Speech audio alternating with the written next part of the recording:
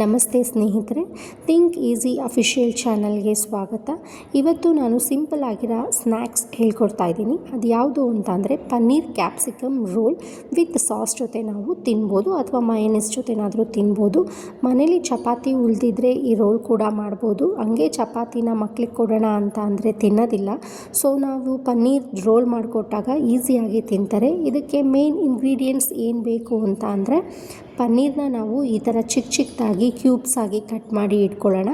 ಇಲ್ಲ ಚಿಕ್ಕದಾಗಿ ಬೇಡ ಅಂತಂದರೆ ಸ್ವಲ್ಪ ದೊಡ್ಡದಾಗೂ ಕಟ್ ಮಾಡಿ ಇಟ್ಕೊಳ್ಬೋದು.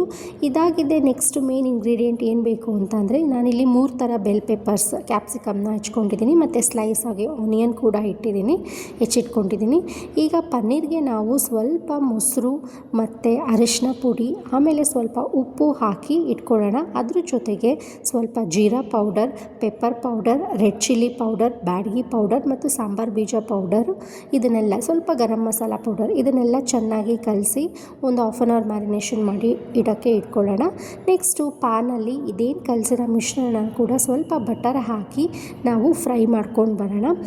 ಸ್ವಲ್ಪ ಬಟರ್ ಹಾಕಿದ್ರೆ ಸಾಕು ಅದು ಫ್ರೈ ಮಾಡೋಕ್ಕೆ. ಇದ್ರ ಜೊತೆಗೆ ಕೂಡ ನಾನಿಲ್ಲಿ ಏನು ಆ್ಯಡ್ ಮಾಡಿದ್ದೀನಿ ಅಂತಂದರೆ ಕಾರ್ನ್ ಕೂಡ ಆ್ಯಡ್ ಮಾಡಿದ್ದೀನಿ. ಇದು ತುಂಬ ಒಳ್ಳೆಯದು ಕಾರ್ನ್ ಮಕ್ಳಿಗೆ ಕೊಡೋದ್ರಿಂದ. ಸೊ ಕಾರ್ನ್ ಹಾಕಿ ಒಂದು 5 to 10 ಮಿನಿಟ್ಸ್ ಎಗೈನ್ ನಾವು ಬಾಯ್ಲ್ ಮಾಡೋಣ. ಆಮೇಲೆ ಫೈನಲಿ ನಾವು ಹೆಚ್ಚಿಟ್ಕೊಂಡಿರೋ ಏನೇನು ಬೆಲ್ ಪೆಪ್ಪರ್ಸು ಆನಿಯನ್ನ ಕೂಡ ಇದಕ್ಕೆ ಹಾಕಿ ಪ್ಯಾನ್ಗೆ ಹಾಕಿ ಚೆನ್ನಾಗಿ ಕಲಸಿ ಇದ್ದರೆ ಫೈನಲಿ ನಮ್ಮದು ಸ್ಟಫಿಂಗು ರೆಡಿ ಆಗಿರುತ್ತೆ. ಒಂದು 5 ಮಿನಿಟ್ಸ್ ನಾವು ಇದನ್ನು ಹಾಕಿ ಚೆನ್ನಾಗಿ ಕಲಿಸ್ಬೇಕು. ಅದಾಗಿದೆ. ನೆಕ್ಸ್ಟು ಚಪಾತಿನ ನಾವು ಅರ್ದಿಟ್ಕೊಳ್ಬೇಕು. ಚಪಾತಿ ಅರ್ದಿಟ್ಕೊಂಡು ಮಧ್ಯ ನಾವೇನು ಇಟ್ಕೋಬೇಕು ಅಂತಂದರೆ ಚೀಸ್ನ ಹಾಕಬೇಕು. ಚೀಸ್ನ ಹಾಕಿ ಈ ಥರ ನೀಟಾಗಿ ಫೋಲ್ಡ್ ಮಾಡೋಣ. ಒಂದು ಲೆಫ್ಟ್ ಸೈಡಿಂದ ಇನ್ನೊಂದು ರೈಟ್ ಸೈಡಿಂದ ಬಾಟಮ್ ಸೈಡ್ ಟಾಪ್ ಸೈಡ್ ಈ ಥರ ಫೋಲ್ಡ್ ಮಾಡಿ ಎಗೈನ್ ನಾವು ಈ ಥರ ಪ್ರೆಸ್ ಮಾಡ್ಕೊಳ್ಬೇಕು. ಆಮೇಲೆ ತುಪ್ಪದಲ್ಲಿ ಅಥವಾ ಬಟರಲ್ಲಿ ಹಂಚಲ್ಲಿ ಈ ಥರ ಫ್ರೈ ಮಾಡಿದ್ರೆ ಒಳಗಡೆ ಚೀಸಿ ಹಾಕಿರೋದ್ರಿಂದ ತುಂಬ ಚೆನ್ನಾಗಿ ಬರುತ್ತೆ. ಮೇಲ್ಗಡೆ ಮಯೋನೀಸ್ನ ಕೂಡ ನಾವೇನು ಮಾಡಬೇಕು ಇದು ಅಪ್ಲೈ ಮಾಡಿ ಏನು ಸ್ಟಫಿಂಗ್ ರೆಡಿ ಮಾಡ್ಕೊಂಡಿರ್ತೀವೋ ಇದನ್ನು ಹಾಕಿ ಮೇಲ್ಗಡೆ ಸ್ವಲ್ಪ ಹಸಿ ಈರುಳ್ಳಿನ ಉದುರಿಸಿದ್ರೆ ಫೈನಲಿ ರೋಲ್ ಮಾಡಿ ವಿತ್ ಸಾಸ್ ಮತ್ತು ಮಯೋನೀಸ್ ಜೊತೆ ಕೊಟ್ಟರೆ ಮಕ್ಕಳಿಗೆ ಈಸಿಯಾಗಿ ತುಂಬ ಟೇಸ್ಟಿಯಾಗಿ ತಿಂತಾರೆ.